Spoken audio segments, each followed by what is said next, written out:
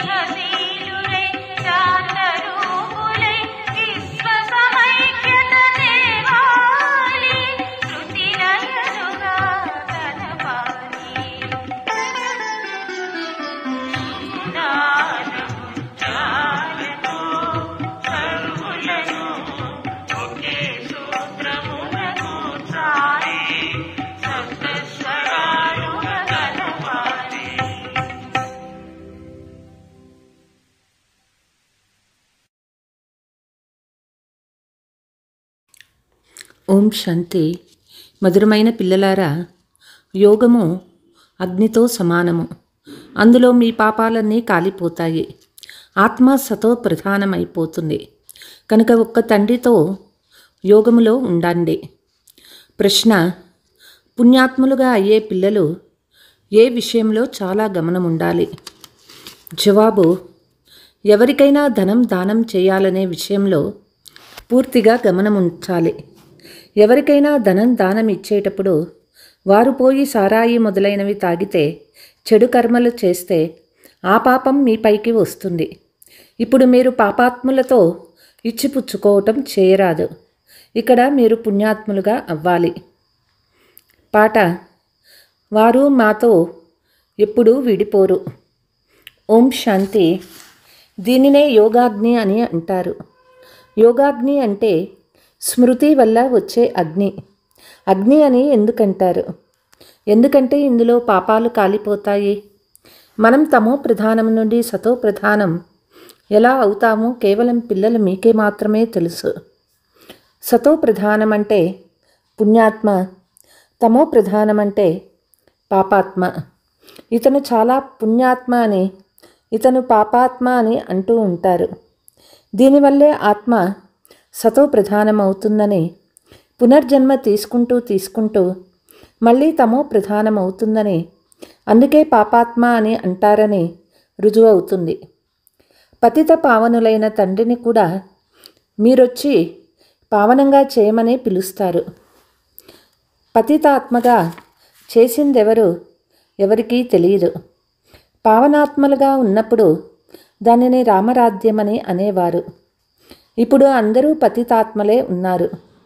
అందువల్ల దీనిని రావణ రాజ్యమని అంటారు. భారతదేశం పావనంగా, భారతదేశమే పతితంగా అవుతుంది. తండ్రే స్వయంగా వచ్చి భారతదేశాన్ని పావనంగా చేస్తారు. మిగిలిన ఆత్మలన్నీ పావనంగా అయ్యి శాంతిధామానికి వెళ్ళిపోతాయి. ఇప్పుడు ఇది దుఃఖధామము.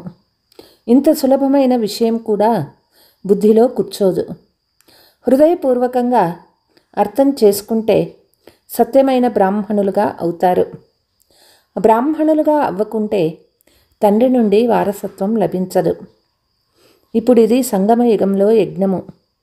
యజ్ఞము కొరకు బ్రాహ్మణులు తప్పకుండా కావాలి. ఇప్పుడు మీరు బ్రాహ్మణులుగా అయ్యారు. ఇది మృత్యులోకంలో అంతిమ యజ్ఞమని మీకు తెలుసు. యజ్ఞాలు మృత్యులోకంలోనే ఉంటాయి. అమర్లోకంలో యజ్ఞాలు ఉండవు. భక్తుల బుద్ధిలో ఈ మాటలు కూర్చోవు. భక్తి వేరే, జ్ఞానం వేరే. మనుషులు వేదశాస్త్రాలనే జ్ఞానమని భావిస్తారు. వాటిలో జ్ఞానం ఉంటే మనుషులు వాపస్ వెళ్ళేవారు.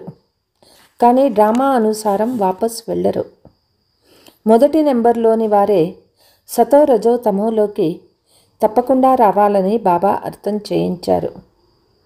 అటువంటప్పుడు ఇతరులు సతో పాత్రను చేసి వాపస్ ఎలా వెళ్ళగలరు? వారు మళ్ళీ తమో ప్రధానంలోకి రావాల్సిందే, పాత్రను అభినయించాల్సిందే. ప్రతి పాత్రధారి శక్తి వేరువేరుగా ఉంటుంది. గొప్ప గొప్ప నటులు ఎంతో పేరు ప్రతిష్టలు కలిగి ఉంటారు. అందరికంటే ముఖ్యమైన సృష్టికర్త, డైరెక్టరు, ముఖ్య పాత్రధారి ఎవరు? ముఖ్యమైన వారు గాడ్ ఫాదర్ అని ఇప్పుడు మీకు తెలుసు. వారి తర్వాత జగదాంబ, జగత్పిత. వారు జగత్తుకు అధికారులు, విశ్వానికి యజమానులుగా అవుతారు. వీరి పాత్ర తప్పకుండా ఉన్నతమైనది కనుక వారి జీతం కూడా చాలా ఎక్కువగా ఉంటుంది. జీతం ఇచ్చేది అత్యంత ఉన్నతమైన తండ్రి. నీవు నాకు ఎంత సహాయం చేస్తున్నావు కనుక నీకు జీతం కూడా అంత ఎక్కువగా లభిస్తుందని తండ్రి అంటారు. బ్యారిస్టర్ చదివిస్తే ఇంత ఉన్నతమైన పదవి ప్రాప్తి చేయిస్తున్నారని అంటారు. ఉన్నతమైన పదవి ప్రాప్తి చేయిస్తాను కనుక ఈ చదువుపై పిల్లలు ఎంత గమనమివ్వాలి. గృహస్థంలో కూడా ఉండాలి. కర్మయోగ సన్యాసులు కదా. గృహస్థ వ్యవహారంలో ఉంటూ అన్ని పనులు చేస్తూ తండ్రి నుండి వారసత్వం పొందే పురుషార్థం చేయవచ్చు. ఇందులో ఏ కష్టమూ లేదు. పని పాట చేసుకుంటూ శివబాబా స్మృతిలో ఉండాలి. జ్ఞానమైతే చాలా సహజము. ఓ పతిత్ పావన రండి, మీరొచ్చి మమ్మల్ని పావనంగా చేయమని కూడా పాడతారు కదా. పావన ప్రపంచంలో అయితే రాజధాని ఉంటుంది. తండ్రి ఆ రాజధానికి కూడా అర్హులుగా చేస్తారు. ఈ జ్ఞానంలో ముఖ్యంగా 2 సబ్జెక్టులున్నాయి, అల్ఫ్ బే. స్వదర్శన చక్రధారులుగా అయ్యి తండ్రిని స్మృతి చేస్తే మీరు సదా ఆరోగ్యవంతులుగా, ఐశ్వర్యవంతులుగా అవుతారు. తండ్రి చెప్తూ ఉన్నారు, నన్నక్కడ పరంధామంలో స్మృతి చేయండి, ఇంటిని కూడా స్మృతి చేయండి. నన్ను స్మృతి చేస్తే మీరు ఇంటికి వెళ్ళిపోతారు. స్వదర్శన చక్రధారులుగా అయినందున మీరు చక్రవర్తి రాజులుగా అవుతారు. బుద్ధిలో ఇది మంచి రీతిగా గుర్తుంచుకోవాలి. ఈ సమయంలో అందరూ తమో ప్రధానంగా ఉన్నారు. సుఖధామంలో సుఖము, శాంతి, సంపద అన్నీ లభిస్తాయి. అక్కడ ఒకే ధర్మం ఉంటుంది. ఇక్కడ ఇంటింటా అశాంతి ఉందని మీరు చూస్తూ ఉన్నారు. విద్యార్థులు ఎంత గలాటా చేస్తూ ఉన్నారో చూడండి. తమ ఉడుకు రక్తాన్ని చూపిస్తారు. ఇది తమో ప్రధాన ప్రపంచము. సత్యయుగము, నూతన ప్రపంచము. తండ్రి సంగమయుగంలో వచ్చి ఉన్నారు.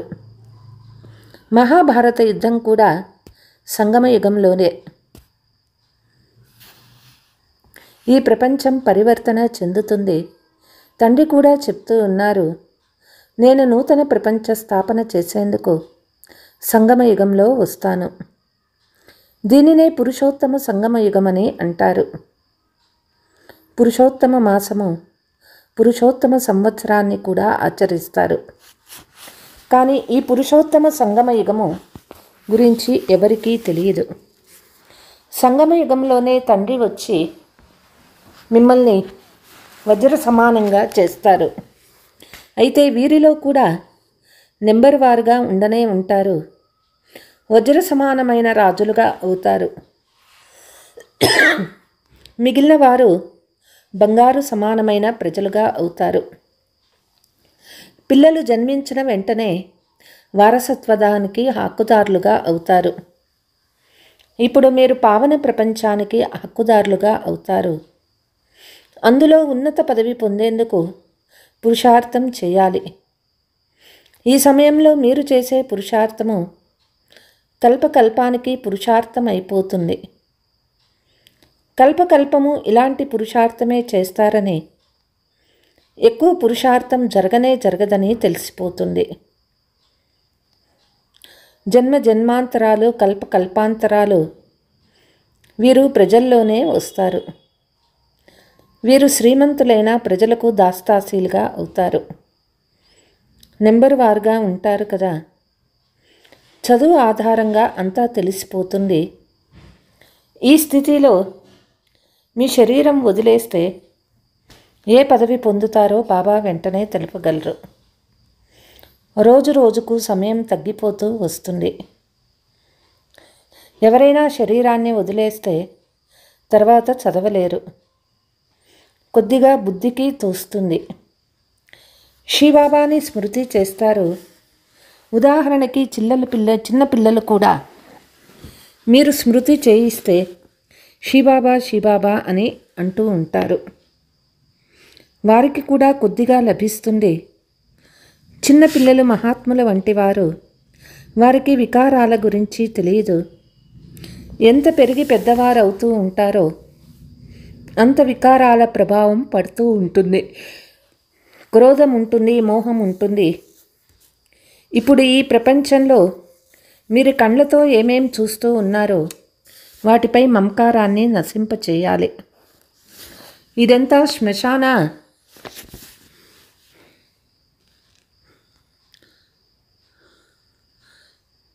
రోగస్తులైనారని ఆత్మకు తెలుసు. అన్నీ తమో ప్రధాన వస్తువులే. మనుషులు మరణిస్తే వారి పాత వస్తువులన్నీ శ్మశాన బ్రాహ్మణులకు ఇచ్చేస్తారు. తండ్రి అనంతమైన శ్మశాన బ్రాహ్మణుడు. చాకలి కూడా వారే. మీ నుండి ఏమేం తీసుకుంటారు, ఏమిస్తారు? మీరిచ్చే అంతో ఇంతో ధనం కూడా సమాప్తమయ్యే తీరాలి. అయినా ఈ ధనం మీ వద్దనే ఉంచుకోండి. కేవలం దానిపై మమకారాన్ని తీసేయమని తండ్రి చెప్తూ ఉన్నారు. లెక్కాచారం తండ్రికి ఇస్తూ ఉండండి. అప్పుడు మీకు ఆదేశాలు లభిస్తూ ఉంటాయి. మీ వద్ద ఉండే పనికి రానిదంతా యూనివర్సిటీలో ఆసుపత్రి కోసం, ఆరోగ్యం ఐశ్వర్యాల కొరకు ఖర్చు చేస్తారు. హాస్పిటల్ జబ్బులు బాగు చేసేందుకు, యూనివర్సిటీ చదివించేందుకు ఉపయోగపడతాయి. అయితే ఇదే కాలేజీ, ఇదే హాస్పిటల్. దీని కొరకు 3 అడుగుల నేల ఇస్తే ఎవరి వద్ద ఇంకేమీ ఉండదో వారు కేవలం 3 అడుగుల నేల ఇస్తే చాలు. అందులో క్లాస్ జరపండి. 3 అడుగులు అనగా కేవలం కూర్చునే స్థలం కదా. ఆసనం 3 అడుగులు మాత్రమే ఉంటుంది. 3 అడుగుల నేలపై ఎవరైనా కూర్చొని మంచి రీతిగా అర్థం చేసుకొని వెళ్తారు. ఎవరైనా వస్తే ఆసనంపై కూర్చోబెట్టి తండ్రి పరిచయం ఇస్తారు. బ్యాడ్జీలు కూడా చాలా తయారు చేయిస్తున్నారు. సేవ కొరకు ఇది చాలా సింపుల్ సాధనం. చిత్రాలు కూడా బాగున్నాయి. అందులో పూర్తి వివరం ఉంది. వీటితో సేవ చాలా బాగా జరుగుతుంది. రోజు రోజుకు అనేక ఆపదలు వస్తూ ఉంటాయి. దీనివలన మనుషులకు వైరాగ్యం కూడా కలుగుతుంది. తండ్రిని స్మృతి చేయడం ప్రారంభిస్తారు. మనం అవినాశి ఆత్మలము. అవినాశి తండ్రిని స్మృతి చేయాలి. తండ్రి స్వయంగా చెప్తూ ఉన్నారు, నన్ను స్మృతి చేస్తే జన్మాంతరాల పాపాలన్నీ తొలగిపోతాయి. స్వయాన్ని ఆత్మగా భావించి తండ్రిని పూర్తిగా ప్రేమించాలి. దేహాభిమానంలోకి రాకండి. పిల్లలు మొదలైన వారితో బాహ్య సంబంధంపై ప్రేమ కలిగి ఉండండి. కానీ ఆత్మీక సత్యమైన ప్రేమ ఆత్మీక తండ్రితో ఉండాలి. వారి స్మృతి ద్వారానే వికర్మ వినాశమవుతాయి. బంధుమిత్రులను, పిల్లలను మొదలైన వారిని చూస్తున్న మీ బుద్ధిలో తండ్రి స్మృతి మెదులుతూ ఉండాలి. పిల్లలైన మీరు స్మృతి అనే ఉరుతాడుపై వేలాడుతూ ఉన్నట్లు ఉండాలి. ఆత్మలు తమ తండ్రి అయిన పరమాత్మను మాత్రమే స్మృతి చేయాలి. బుద్ధి పైన వేలాడుతూ ఉండాలి. తండ్రి ఇల్లు కూడా పైన ఉంది కదా. మూలవతనము, సూక్ష్మవతనము, ఇది స్థూలవతనము. ఇప్పుడు మళ్ళీ వాపస్ వెళ్ళాలి. ఇప్పుడు మీ యాత్ర పూర్తి అయింది. మీరు యాత్ర నుండి వాపస్ వస్తున్నారు. కాబట్టి మీ ఇల్లు ఎంతో ప్రియమైనది అనిపిస్తుంది. అది అనంతమైన ఇల్లు. వాపస్ మన ఇంటికి వెళ్ళాలి. మనుషులు ఇంటికి వెళ్ళేందుకు భక్తి చేస్తారు, కానీ పూర్తి జ్ఞానం లేకుంటే ఇంటికి వెళ్ళలేరు. భగవంతుని వద్దకు వెళ్ళేందుకు, నిర్వాణధామానికి వెళ్ళేందుకు తీర్థయాత్రలు మొదలైనవి ఎన్నో చేస్తారు. ఎంత శ్రమ చేస్తారు. సన్యాసులు కేవలం శాంతి కొరకు మాత్రమే దారి తెలుపుతారు. సుఖధామం గురించి వారికి తెలియనే తెలియదు. సుఖధామానికి దారి కేవలం తండ్రి ఒక్కరు మాత్రమే తెలిపిస్తారు. మొదట తప్పకుండా నిర్వాణధామము, వానప్రస్థంలోకి వెళ్ళాలి. దానిని బ్రహ్మాండము అని కూడా అంటారు. వారు బ్రహ్మతత్వంనే ఈశ్వరుడని భావించి ఉన్నారు. ఆత్మలైన మనం బిందువులము. మన నివాస స్థానము బ్రహ్మాండము. మీకు కూడా పూజ జరుగుతుంది కదా. ఇప్పుడు బిందువుని ఎలా పూజిస్తారు? పూజించినప్పుడు శాలిగ్రామాలను తయారు చేసి ఒక్కొక్క ఆత్మను పూజిస్తారు. బిందువు ఎలా పూజిస్తారు? అందువల్లే పెద్ద పెద్దవిగా శాలిగ్రామాలను తయారు చేస్తారు. తండ్రికైతే తన శరీరం లేనే లేదు. ఈ విషయాలు ఇప్పుడు మీకు తెలుసు. చిత్రాలలో కూడా మీరు పెద్ద రూపంగా చూపవలసి వచ్చింది. బిందువుని ఎలా అర్థం చేసుకుంటారు? అందుకని నక్షత్రంగా తయారు చేయాలి. ఇటువంటి తిలకాన్ని కూడా చాలామంది మాతలు ధరిస్తారు. తెల్లవి రెడీగా లభిస్తాయి. ఆత్మ కూడా తెల్లగా నక్షత్రం వలె ఉంటుంది కదా. ఇది కూడా ఆత్మకు ఒక గుర్తు. భృకుటి మధ్యలో ఆత్మ ఉంటుంది. అయితే దీని అర్థం ఎవరికీ తెలియదు. ఇంత చిన్న ఆత్మలో ఎంత జ్ఞానం ఉన్నది తండ్రి అర్థం చేయిస్తున్నారు. ఇన్ని బాంబులు మొదలైనవి ఎన్నో తయారు చేస్తూ ఉంటారు. అద్భుతం కదా. ఆత్మలో ఇంత పాత్ర నిండి ఉంది. ఇవి చాలా నిగూఢమైన విషయాలు. ఇంత చిన్న ఆత్మ శరీరం ద్వారా ఎంత పని చేస్తుంది? ఆత్మ అవినాశి. దాని పాత్ర ఎప్పుడూ నశించదు, మార్పు చెందదు. ఇప్పుడు వృక్షము చాలా పెద్దదిగా ఉంది. సత్యయుగంలో చాలా చిన్న వృక్షం ఉంటుంది. పాతవి ఉండవు. మధురమైన చిన్న వృక్షము ఇప్పుడు అంట కట్టబడుతూ ఉంది. మీరు పతితులుగా ఉండినారు. ఇప్పుడు మళ్ళీ పావనంగా అవుతూ ఉన్నారు. ఇంత చిన్న ఆత్మలో ఎంత పాత్ర ఉన్నది. ఇది ప్రాకృతికము. అవినాశి పాత్ర నడుస్తూ ఉంటుంది. ఇది ఎప్పుడూ సమాప్తం అవ్వదు. ఆత్మ అవినాశి వస్తువు. అందులో అవినాశి పాత్ర నిండి ఉంది. ఇది అద్భుతం కదా. తండ్రి అర్థం చేయిస్తూ ఉన్నారు. పిల్లలు దేహీ అభిమానులుగా అవ్వాలి. స్వయాన్ని ఆత్మగా భావించి తండ్రిని స్మృతి చెయ్యండి. ఇందులోనే శ్రమ ఉంది. ఎక్కువగా మీ పాత్రనే ఉంది. బాబాకు మీకున్నంత పాత్ర లేదు. తండ్రి చెప్తూ ఉన్నారు, మీరు స్వర్గంలో సుఖంగా ఉంటే నేను శాంతిధామంలో కూర్చుండిపోతాను. నాకక్కడ ఏ పాత్ర లేదు. ఈ సమయంలో ఇంత సేవ చేస్తాను కదా. ఈ జ్ఞానము ఇంత అద్భుతమైనది. మీరు తప్ప ఇతరులెవ్వరికీ కొంచెం కూడా తెలియదు. తండ్రి స్మృతిలో లేకుంటే ధారణ కూడా జరగదు. ఆహార పానీయాలలో వ్యత్యాసం వస్తే ధారణలో తేడా వచ్చేస్తుంది. ఇందులో చాలా మంచి పవిత్రత ఉండాలి. తండ్రిని స్మృతి చేయడం చాలా సులభం. తండ్రిని స్మృతి చేయాలి, వారసత్వం పొందాలి. అందుకే బాబా మీ వద్ద కూడా చిత్రాలు ఎంచుకోండి అని అన్నారు. యోగాన్ని గురించిన చిత్రాలు, వారసత్వాన్ని గురించిన చిత్రాలు తయారు చేస్తే నష ఉంటుంది. మనం బ్రాహ్మణ నుండి దేవతలుగా అవుతూ ఉన్నాము. తర్వాత మళ్ళీ మనము దేవతల నుండి క్షత్రియులుగా అవుతాము. బ్రాహ్మణులు పురుషోత్తమ సంగమ యుగానికి చెందినవారు. మీరు పురుషోత్తములుగా అవుతారు కదా. మనుషుల బుద్ధిలో ఈ విషయాలు కూర్చోబెట్టేందుకు చాలా శ్రమ చేయవలసి వస్తుంది.